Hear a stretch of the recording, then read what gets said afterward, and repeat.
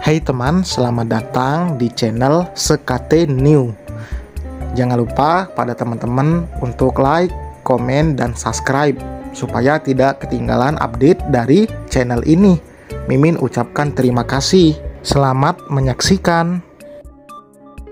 Semua orang memimpikan pernikahan yang sempurna bersama seseorang yang paling ia cintai di dunia. Sejak kecil Reina punya teman hayalannya sendiri. Seorang pangeran. Pangeran yang suatu saat bisa Reina jadikan seorang raja dalam hidupnya.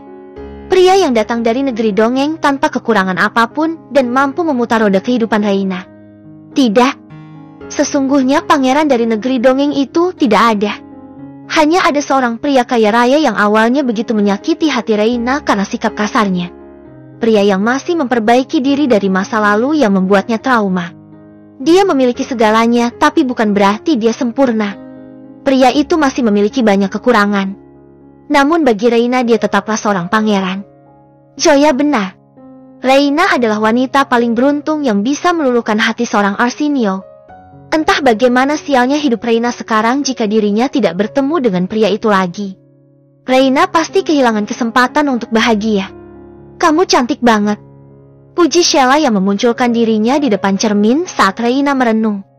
Tanpa sadar sudah 15 menit Reina berdiri di sana sambil memandang penampilannya dari atas sampai bawah. Reina tersenyum simpul.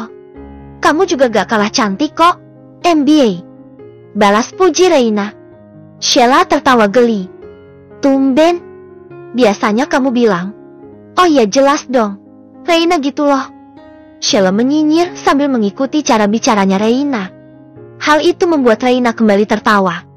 Kamu tahu, Reina, saat hari pernikahan MBA dan Arsen, tatapan Arsen selalu kosong. MBA gak tahu apa yang ada di pikirannya. Seolah-olah hidupnya didedikasikan hanya untuk bekerja, bukan mencintai. Persis seperti Robert. Tapi setelah kamu datang, MBA bisa melihat kekosongan di mata Arsen perlahan terisi. Lihatlah Arsen sekarang. Dia bisa tersenyum lepas. Padahal dulu MBA pikir bibirnya kena lem permanen. Pikiran Reina kembali melambung ke beberapa bulan di mana dirinya pertama kali bertemu dengan Arsen. Reina benar-benar terkejut anak culun yang suka mengompol dulu bisa menjadi seorang CEO. Bodohnya Reina dan Adit membicarakan kerjasama mereka di depan umum sampai ketahuan oleh Arsen. Sejak itu dirinya diperlakukan sesuka hati oleh Arsen. Dirinya dianggap jempat lang yang bisa diinjak kapanpun. Reina sampai menangis dan ingin menyerah pada kasarnya sikap pria itu. Sayangnya Reina hidup bukan untuk dirinya, tapi untuk ayahnya. Reina berteguh hati, mengubur dalam-dalam kebencian yang bersarang di hatinya. Dengan keyakinan penuh Reina bertahan hari demi hari sampai tibalah saat Arsen mengetahui alasan Reina menjadi seorang pelakor. Ternyata Reina tidak semurahan yang Arsen kira. Reina punya tujuannya sendiri. Karena dibanding dosa bunuh diri, dosa menjadi seorang pelakor mungkin tidak lebih besar. Apa MB Sheila gak pernah sekalipun mencintai Arsen? Tanya Reina yang penasaran. Sheila menghela napas. MBA pernah berharap dicintai olehnya, tapi itu hanya harapan yang mustahil terjadi. Reina! Sheila!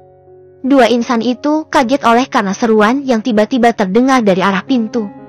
Baik Reina maupun Sheila sama-sama terkejut. Pasalnya wanita yang barusan memanggil mereka ternyata adalah Anita. Yang dimana Anita sedang memegang kursi roda yang diduduki Adam. Reina, panggil wanita itu sekali lagi. Tatapannya nanar, tersirat rasa penyesalan yang mendalam. Di sisi lain, Reina mundur selangkah. Dirinya berlindung di balik Sheila dengan muka takut sekaligus benci. Reina, apa itu kamu? Ini ibu, Lane. Ibu kandung kamu. Ujarnya yang mana melangkah lebih dekat. Sheila menyingkir dari hadapan Reina. Tangannya perlahan menarik Reina untuk kembali maju. Come on, Rain. Udah saatnya kamu baikan sama ibu. Ucap Sheila meyakinkan. Ibu minta maaf sama kamu, Reina. Ibu banyak salah. Anita tertawa rendah. Memang gak pantas untuk ibu bisa mendapatkan kata maaf dari kamu. Seumur hidup kamu, ibu gak pernah melakukan satu kebaikan apapun. Tapi ibu lega karena kamu tumbuh dengan baik. Tidak disangka kamu akan menjadi istrinya Arsen. Selagi tidak ada perselisihan di antara kalian berdua, ibu akan mendukung keputusan kamu. Entah mendapat hidayah dari mana, Sheila sendiri pun kaget mendengar tuturan Anita. Mungkin masih ada tersirat dalam benak Anita untuk memanfaatkan status Reina agar bisa terus merasakan harta kekayaan Arsene. Tapi bukankah tidak perlu memikirkan hal yang bukan-bukan di hari istimewa? Anita nyaris pergi, namun Reina menahan langkahnya. "Tunggu, Bu!" teriaknya yang membuat wanita parubaya itu menoleh. "Aku senang ibu minta maaf. Jujur aja aku masih butuh waktu untuk membiasakan diri melihat ibu lagi setelah sekian lama. Tapi Arsene mengatakan kalau aku harus ikhlas. Telapak kaki ibu tetap surganya aku. Aku akan mencoba menjadi anak yang lebih baik." Jelas Reina sepenuh hati. Anita tersenyum penuh hari. Ia mengangguk beberapa kali. "Oh iya, kenalin." Anita berjalan ke arah suaminya. "Ini suami ibu. Dia kena stroke beberapa minggu lalu." Adam terlihat lemah dengan syal tebal yang membalut lehernya. Kakinya mengalami lumpuh yang harus membuat Adam duduk di kursi roda. Tapi keadaannya mulai membaik usai mendapat pengobatan terbaik dari Arsene. "Kalian sudah siap?" Ayah Lutfi yang baru saja memasuki ruangan tersebut lantas ikut kaget dengan sosok Anita yang ada di sana. Anita," panggilnya kikuk. Memang Reina sudah mengatakan pada dirinya kalau mantan istrinya akan menghadiri acara pernikahan, tapi Lutfi masih begitu kaget. "Mas Raihan," sebut Anita dengan cara yang sama. "Aku senang kamu datang di pernikahan kedua putri kamu." "Aku juga senang, Mas. Kamu tampak lebih sehat." "Ya, tentu. Karena aku punya Reina." Lutfi memandang Reina dan tersenyum. "Kalian siap?" Semua tamu sudah datang. Beliau menatap bergantian mereka berdua. Lutfi berbisik pada Reina. "Arsene udah gak sabar. Dari tadi dia nanyain kamu terus." "Malu?" Reina menyenggol lengan Lutfi. Mempelai wanita masuk. 2 daun pintu ballroom hotel bintang 5 itu terbuka tatkala Reina telah berdiri tegap di baliknya. Seluruh tamu yang duduk di sana melirik ke arah di mana Reina berada. Wartawan berbondong-bondong memotret Reina demi menjadikannya berita utama mereka. Reina mengambil napas dalam-dalam sebelum mengembuskannya kembali. Pun Reina mengangkat kakinya untuk melangkah masuk. Perlahan namun pasti. Di atas mimbar sana Arsene bangkit berdiri menyambut kedatangan Reina. Matanya terpana akan kecantikan bidadari yang sebentar lagi melantik menjadi istrinya. Bagaimana mendeskripsikannya? Arsene tak bisa berkata-kata. Baginya tidak pernah wanita yang lebih cantik dari Reina di dunia ini. Dimulai dari ujung kepala Reina yang dibalut bel yang menghiasi kepalanya. Polesan make up yang mampu membuat siapapun yang melihatnya pangling. Dipadukan sebuah gaun megah yang ujungnya menyeret di karpet merah. Reina memegang sebuket bunga. Tiba-tiba Arsene merasa terenyuh. Tak disangka penantiannya selama bertahun-tahun terbalaskan. Begitu sulit untuk mendapatkan Reina, tapi ternyata dirinya berhasil.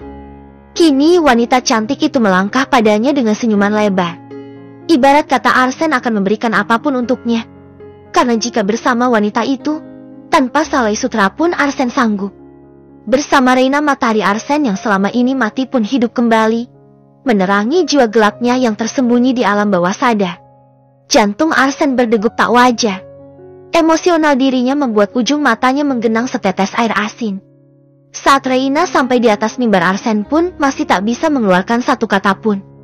Kalau bisa maka pria itu akan menarik Reina erat dalam pelukannya demi mengeluarkan tangis haru yang ia tahan saat ini. Sayang sekali ia harus menahan diri sampai acara ini selesai. "Silahkan duduk." Persila penghulu yang sudah siap sedia di sana. Arsene membantu agar Reina bisa duduk di kursinya. Di samping Arsene, sang ibu memasangkan tudung yang menyatu di atas kepala Arsene dan Reina. Setelah kedua insan itu duduk di hadapan meja, tak lama setelahnya Sheila memasuki ruangan. Sama halnya, perhatian seluruh tamu kini tertuju pada Sheila. Sheila memang sosok antagonis yang pikirannya dipengaruhi oleh keluarga dan kekasih gelapnya sendiri. Sheila tidak seberani Reina, tidak juga punya pegangan hidup yang teguh. Mungkin itulah yang akan terjadi pada setiap orang yang bergantung pada orang lain. Tapi dari pernikahannya dengan Arsene yang gagal total, Sheila jadi belajar kalau menyuarakan isi hati adalah hal yang penting. Kaki bisa saja mengikuti, Bibir bisa menurut, otak bisa berpikir positif, tapi hati tidak bisa dipaksa. Kalau memang tidak suka, ya jangan dilanjutkan. Kini Sheila dihadapkan dengan seseorang yang ia cintai sebenarnya. Pria itu tidak sepenuhnya baik hati. Tapi pria jahat sekalipun bisa berubah baik jika dipertemukan dengan wanita yang tepat. Simpel, namun punya poin penting. Saya nikahkan dan saya kawinkan kau saudara Arsenio Arjendra bin Aksan Arjendra dengan anak saya yang bernama Reina Lutfi dengan mas kawinnya berupa 1 set berlian kalena 15 karat dibayar tunai. Arsen menarik napas dalam-dalam. Jantungnya berdebar kencang saat tangan kanannya digenggam oleh pria yang beberapa detik lagi menjadi ayah mertua. Arsen mendekatkan mic sebelum memulai kalimat sucinya. Saya terima nikah dan kawinnya Reina Lutfi binti Raihan Lutfi dengan seperangkat alat sholat dan 1 set berlian kalena 15 karat dibayar tunai. Sah? Seluruh tamu sontak menjawab. Sah. Tangan menengadah ke atas saat pembacaan doa, sebelum akhirnya Arsen menghadap Reina. Reina mengecup punggung tangan Arsen sementara Arsen mengecup kening Reina cukup lama. Mereka bertukar tatapan lekat. Aku mencintai kamu lebih dari hidupku. Instrumen dari Ludwig van Beethoven bertajuk Violin Concerto in D Major melantun di ballroom hotel tempat resepsi pernikahan dilangsungkan. Mei, my queen. Arsen menundukkan kepala sembari menjulurkan tangannya, menekuk kaki kanan ke belakang, persis seperti orang bangsawan memperlalukan permaisuri. Reina menahan semburat di pipinya melihat tingkah Arsen yang seperti itu. With my pleasure, Majesty. Reina membungkuk dengan sembari mengangkat sedikit rok panjangnya. Reina menerima juluran tangan Arsen. Pria itu membawa Reina ke arena dansa. Tapi aku gak bisa dansa. Cicit Reina saat kedua tangan Arsen menyentuh pinggangnya. Ikuti saja iramaku. Jawab Arsen yang mana mulai menggerakkan sebelah kakinya untuk maju. Sebelah kaki Reina mundur. Begitupun sebaliknya. Arsen menuntun Reina untuk berdansa di bawah sorot lampu. Aku ceritakan sedikit tentangku dan dia. Ujar Arsen yang ditatap lekat oleh Reina. Aku pun tetap di sini bersama dia yang kumiliki. Bagai aur dengan tebing. Hubungan manis ini akan tetap ada dan tidak pernah kulepas. Wanita yang sangat cantik itu yang membuat hari-hariku berwarna dan ingin terus kuulang kembali. Aku ingin selalu memastikan dia memiliki malam yang baik dengan mimpi yang indah. Aku ingin terus mengendarai mobil dengan dia di sampingku. Bersama-sama dipeluk langit biru. Palingkan matanya daripadaku sebab aku menjadi bingung karenanya. Reina memutar tubuhnya. Mereka berjalan pelan membentuk sebuah lingkaran dengan tangan Arsen yang mengalung di perut Reina. Pria itu melanjutkan kalimatnya. Cahaya dari balik pohon saja sanggup mempesonanya. Seperti bakung di antara duri-duri. Aku sampai tak bisa mengedipkan mata. Apalagi ketika senyum Mbak Pita Kirmizinya tertuju padaku. Tangan kirinya ada di bawah kepalaku sedang tangan kanannya memeluk aku. Kata-katanya manis semata-mata. Segala sesuatu padanya menarik. Tetaplah berada di tempat tidurku sampai pagi agar aku bisa melihat wajah itu dan bersemangat. Jika dia jauh, aku merasa bahagiaku meredup. Oleh karena itu, tetaplah di sisiku dan menjadi bagian di malam yang indah. Arsen kembali menyentuh kedua pinggang Reina, menyatukan dahinya. Reina mendengse pasti setiap kata yang Arsen ucapkan. Hatinya tersentuh betapa manisnya kalimat itu. Putih bersih dan merah cerah. Menyolok mata di antara selak seorang. Mata yang bagai merpati di batang air sedang bermandi susu. Tangan yang sehangat bulu domba. Ketika menggenggam jemari ini, seakan semua masalah hilang dalam sekejap. Tak butuh apapun lagi selain dirinya. Dia muncul laksana fajar mereka, bercahaya bagi surya. Tak sadar diri aku, kerinduanku membanjiri samudra. Bahagialah bersamaku selalu. Jangan lupa aku adalah bahu yang siap disandari kapan saja. Dan bila anak panah tertuju ke arahnya, katakan agar dia cepat berlindung di balik punggungku. Aku akan melindunginya sampai detik terakhir.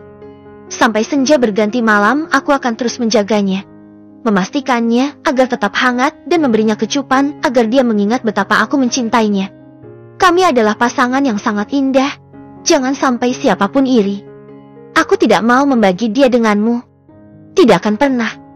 Dan sampai malam berganti pagi, kami akan masih bahagia. Terima kasih untuknya yang telah menciptakan dia hanya untukku. Aku sangat mencintainya.